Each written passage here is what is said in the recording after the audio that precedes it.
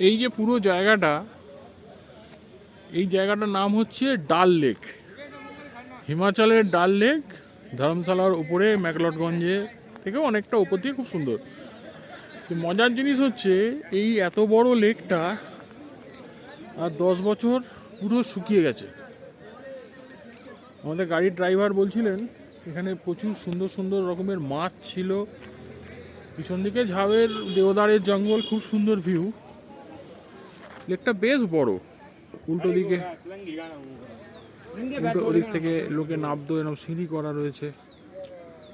কিন্তু এত হোটেল, এত বসতি বেড়ে গিয়ে কোনোভাবে জলটাকে লোকে ইউজ করে নিয়েছে, যে জল যেটা স্ট্যাক ধরা ছিল সেটা পুরো বেরিয়ে গেছে, গিয়ে লেকটা পুরো শুকিয়ে গেছে। এখানে সামান্য একটু জল আছে, বর্ষার সময় বললেও ভরে যায়, আবার জলটা নেমে যায়।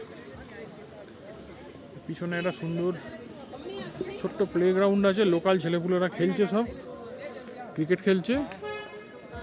বিউটিফুল, লোকেশনটা খুব সুন্দর।